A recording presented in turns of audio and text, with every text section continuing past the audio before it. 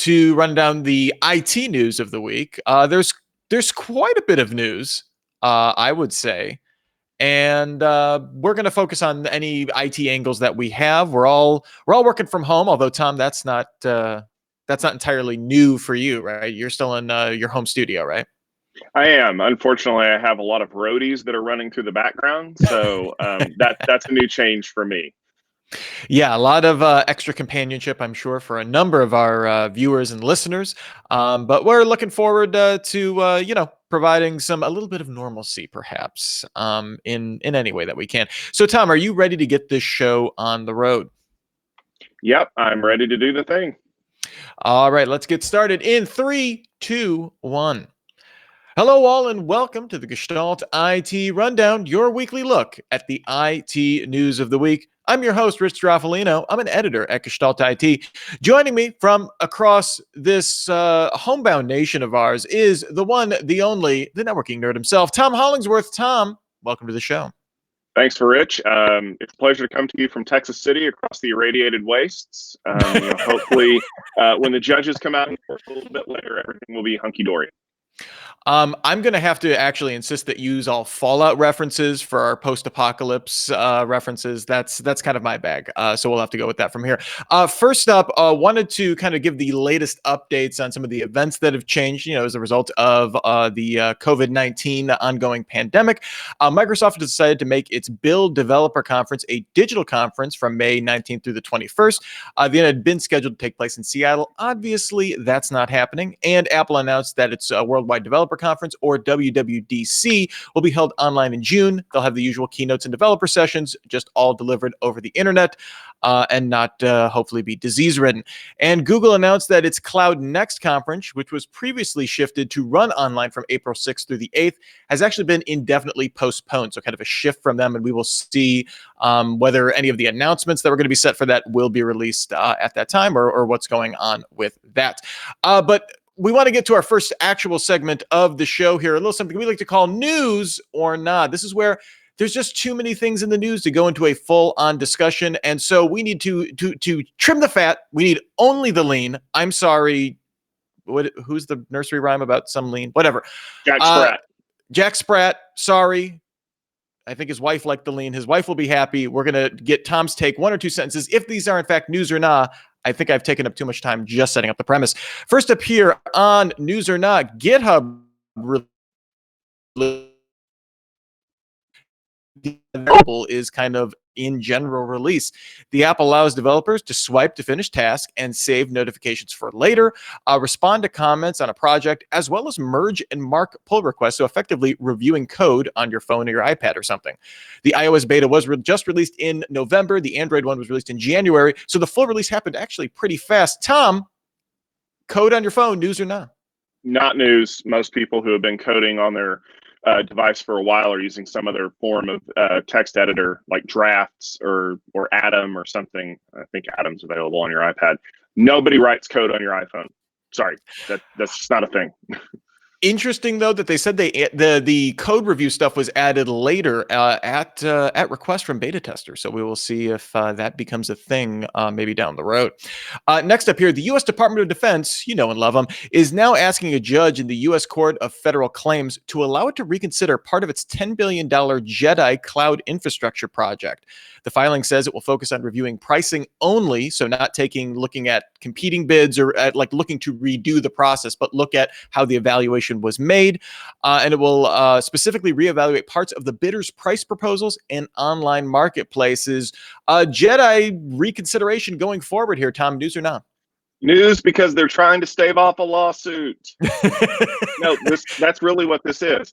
All of a sudden, after the fact, when we made them reconsider it once to dump Amazon and go with Microsoft, and then Amazon sued because, let's face it, they have real evidence that there was some kind of a hanky-panky behind the scenes. Now, all of a sudden, the government's taking a closer look at it and may split things up and award it to different multi-cloud vendors. Yeah, that judge is still going to come down on you like a ton of bricks, because this shows motive. All right, next up here, Microsoft announced that co-founder and former CEO Bill Gates is stepping down from its board of directors, just in case I guess you weren't familiar with who Bill Gates was. Gates plans to spend more time on philanthropic activities and will continue to serve as technology advisor to current CEO Satya Nadella. He served as Microsoft's CEO from its founding until 2000, was board chairman from 2000 to 2014, and stepped away from day-to-day operations in 2008.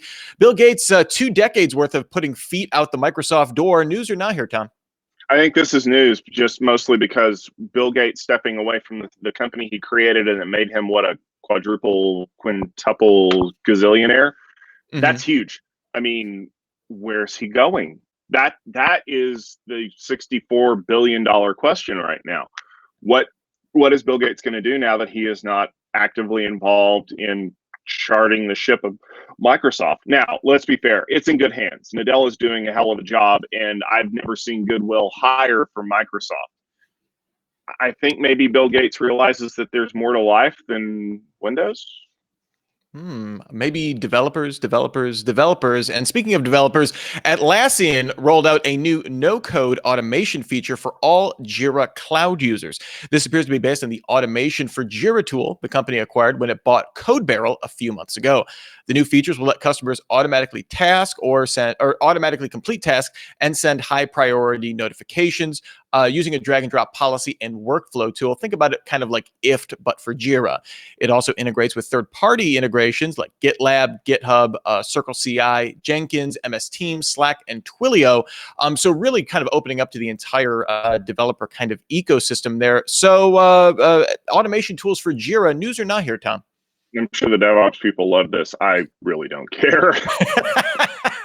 Spoken like the networking nerd that you are. Well, let's see if our first discussion story stokes the fires of your networking heart here, Tom. Back in December, Amazon announced it would contribute code to a new network operating system. Interested, Tom? Designed for switches called Dent, a project maintained by the Linux Foundation. Now, the Wall Street Journal reports that Amazon plans to use Dent to open source parts of its Just Walk Out cashierless technology that they've also used in their Amazon Go stores, according to sources. Amazon also reportedly met with Target and Walmart to discuss the technology, but neither has plans to test the technology currently. Initially, Dent was kind of put forward. I mean, obviously, it's a network operating system, but it was directed at like retail switches and providing that software layer to sit on top of some of that commodity hardware. I'm of two minds of this. On the one hand, is this Amazon? Amazon has said with their cashierless stuff that they are going to take care of installing everything, but by open sourcing it, can't they actually make sure all of your internet infrastructure, all your switches in your stores are running this operating system and ready to go, and then we'll be able to step in and do the proprietary stuff? Yeah.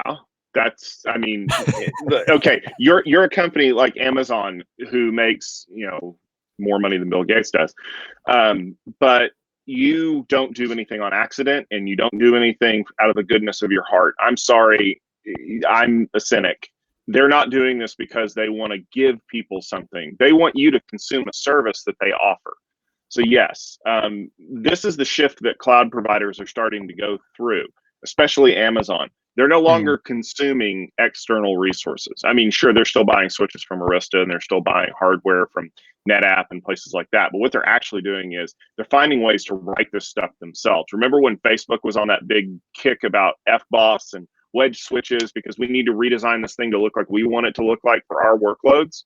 Yeah, take that to the next level where now an entire cloud infrastructure is doing that. And you can kind of see the profit margins for these companies doing this. Yeah, it is interesting that we're not seeing major retailers take up with this. I do wonder, like, what's the sweet spot for Amazon if they're not going to be just doing their own grocery stores, which they all are also doing, assuming whenever we can go back to grocery stores in person. The idea being that they can open their own, and they have the money to, certainly, and the infrastructure to build out their own. That's a very gradual process, though. Like, what's the sweet spot if you're not going to get Walmart and Target, who have a vested interest? I mean, Walmart is developing kind of their own cashierless stack, and I wouldn't be surprised to see them doing that. Obviously, they're AWS, but for cashierless retail. Like, Amazon has proven that they can kind of do that kind of, hey, we'll sell you the thing that allows you to do things, business model before. But where's the sweet spot? Is it like regional retailer chains? Obviously, if you're too small, I don't think it's feasible to do that, right? Yeah, you can be Walmart and own 10% of retail. But if Amazon is running in the other 90%, you're basically the Oracle Cloud of retail at that point. Nobody cares. I mean, it's like Apple Pay. You've still got people that are holding out on Apple Pay, but you're starting to get a lot more converts to the cause, because as it turns out, a good idea, you don't get to put those on the back burner just because you're not getting paid from it. I mean, Amazon is they're playing a longer game here. I would not be surprised to see this war come to fruition in 2 to 3 years. All right, next up here, according to a new report by FireEye, 76% of enterprise ransomware attacks occur outside of working hours, with 49% occurring overnight and 27% over the weekend, with an average of 3 days from when a network is actually compromised to the launching of a ransomware attack. This is interesting because the study is looking specifically at human-operated ransomware attacks, not attacks where the ransomware is triggered as soon as a breach is operated and just starts encrypting everything. Since 2017, FireEye said that human-operated attacks increased 860%. And we've kind of seen this as a theme of maybe more sophisticated, kind of a next generation of ransomware approaches, maybe over the last 6 months, or at least getting very highly public ones out there. The one thing I will say about this study, though, is if you consider that like the majority of hours in the day, or like half the hours in the day are nighttime hours, and over half the hours in the day are non-working hours, and about 20-ish% of all time is the weekend. Like, it doesn't, if you look at their chart of when these actually attack, they do actually show like 11 p.m. turns out on a weekday is a great time to launch a ransomware attack. Like there's very clear preference to that. But just based on those statistics, it made it seem like, yes, ransomware attacks occur on a percentage that's proportional to the amount of time in a day. And I just thought that was really weird, Tom. So one, you really have to read statistics in order to understand them, because people will pick up the juicy quotes. Two, 11 p.m. In the US. When does that correspond to time zones overseas? Oh, right. I know that's working hours for people in Russia. And human triggered, it makes total sense. People wake up, trigger all their ransomware attacks. People are locked down because their security operations center, even if it's 24/7, they're not paying attention at midnight. So things get locked down for a few hours. It can spread quickly so that it can overwhelm any defenses that you might have. And now they get to sit back and collect the minuscule amount of Bitcoin that it's going to take to unlock this. I had a great conversation with Tom Kellering at VMware's Carbon Black during RSA, and he was talking about this. A lot of times what's happening now is these nation state hackers, if you want to call it that, are actually freelancers. And they're kind of free to go do their own thing and make some coin until the government needs them to do something big, or they hit a target that is of governmental value. So maybe it's an energy producer or something like that. And now all of a sudden it's a national case. If you listen to the Risky Business podcast, they've had some great stories recently about, shutting down natural gas facilities and things like that. This is not going to go away because it's easy to do, and we still don't have a good defense against it. Yeah, and I think the most troubling thing is, ransomware already troubling in that it's easy to spread. It takes advantage of a lot of replication systems that organizations kind of already have set up and in place. But I think the bigger issue is that, had those 3 days where people are sitting there, they've had that breach occur, and now they're just waiting for the optimal time. I mean, that's kind of one of those things where having that 3-day window, that's symptomatic of a whole lot of other issues, not just ransomware issues. That those can go undetected. I mean, we've seen that with a number of other attacks where someone's sitting on something for weeks, if not months. But even still, having that kind of vulnerability open and then having someone sitting and waiting for the optimal time. Turns out, though, Tom, the good news is that FireEye found that there were no ransomware attacks that were launched at 11 a.m., between 11 a.m. and noon. So, if you're a security professional or you're in charge of your ransomware disaster recovery team or something like that, you can go grab lunch or maybe brunch. It'll all work out, and you can have that hour all to yourself. Next up here in our discussion, GitHub signed an agreement to acquire NPM, the prominent JavaScript package manager. The company committed to making sure NPM remains freely available and promises to invest in registry infrastructure development, working with the open source community to improve the core experience and to stay engaged with the community. Paying customers will continue to be supported, which I guess we would expect. According to GitHub head Nat Friedman, the move was made to help ensure the continued security of the open source software supply chain. And Tom, that was what was really interesting to me. I mean, obviously, NPM, if you're working in the JavaScript world, is well known, familiar to you. Arguably, maybe not so liked. I don't know, but the that open source software supply chain to me really stuck out because we've seen that specifically regarding NPM having some issues of projects that are no longer maintained being taken over by people with not the best intentions. We've seen there was that whole ad scandal with NPM approving ads in a terminal application, that kind of stuff. So I'm curious if we will see further moves, in other ecosystems. Obviously, JavaScript is the biggest. And kind of looking at the broader, open source software ecosystem and having companies like GitHub, which reminder is owned by Microsoft, stepping in to be stewards of that.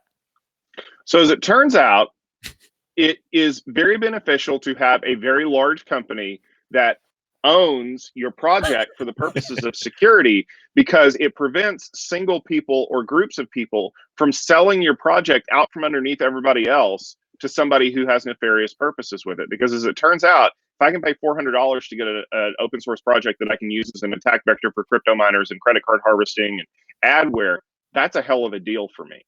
So yeah, maybe the key to having more secure, more stable open source is to let companies sponsor it by offering to secure it. Open source is becoming a weird, we've had a number of these, like, open source is not as easy to define, or not easy. It's still easy to define, but the complexities of it, as larger organizations, becomes just kind of pervasive throughout IT and throughout just computing and life in general. There are a lot of weirdness at scale when it comes to open source that I think is definitely on display between that and some of the licensing kerfuffles that we've seen rise up over the past couple months. And I'm sure we'll see a no end as this doesn't look like it will be less complex anytime soon. Yeah. All right, and for our final story, hold on, I just lost my place in the rundown here. Interesting news from Microsoft. They released an emergency patch to fix a flaw in the server message block protocol. You may have heard of it, SMB, which could allow for specifically crafted packets to execute code on a client or server machine with a wormable attack that would allow it to spread quickly. The flaw was limited to SMB version 3.1.1 and only affected 32 and 64-bit Windows 10 versions 1903 and 1909. People that actually affected. Microsoft recommends Windows 10 machines update as soon as possible, but I think Microsoft, knowing that not everybody updates as soon as possible, they recommend as a mitigation turning off SMB compression and blocking port 445 as a mitigation. But Tom, given how ubiquitous something like SMB is in an enterprise context, a wormable exploit, right, that can spread from machine to machine on something that's pervasive. Like, how can you give me some context about how bad this is? Bad?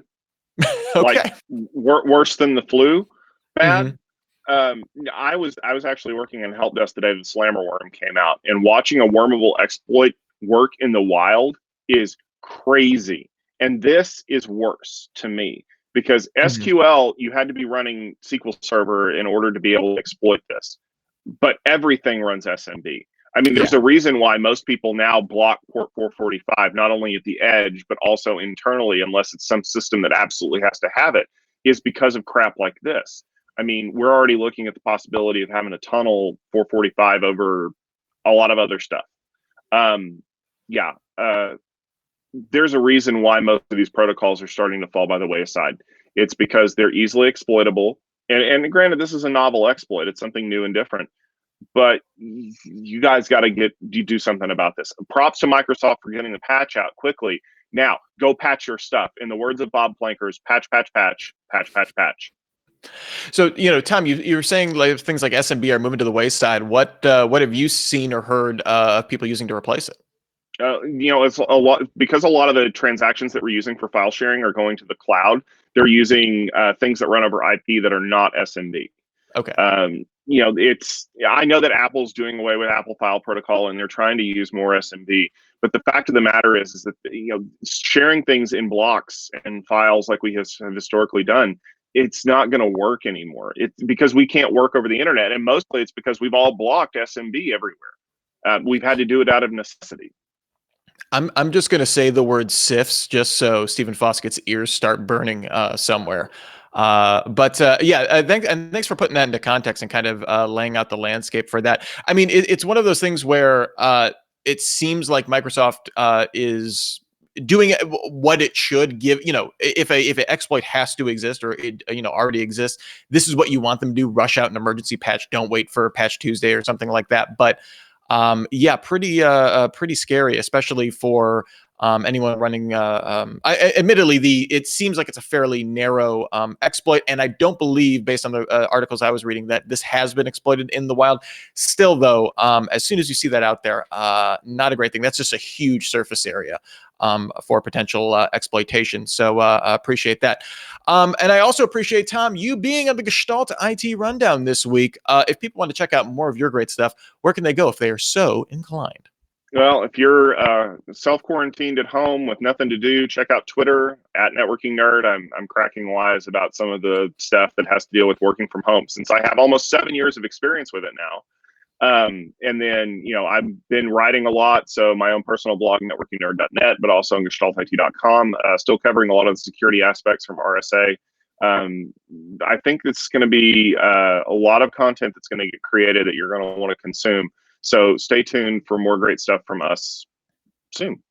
Yeah, absolutely. Podcasts, videos, all that great stuff. GestaltIT.com. You can find me on Twitter as well at Mr. Anthropology. That's MR Anthropology. Probably will be pictures of my children. I'm not going to lie, but you can also find links when I share to this live stream. And yeah, we will be here every Wednesday at 12:30 p.m. Eastern time, live on YouTube, or check us out later in your podcast feed. If you're a podcast listener, you just maybe want some audio entertainment while you're working from home, just search for the Gestalt IT Rundown in your pod catcher of choice. Until Wednesday, 12:30 p.m. Eastern time, we'll see you then. For myself, for Tom Hollingsworth, for all of us here in the Gestalt IT family, here's wishing you and yours to have a super sparkly day.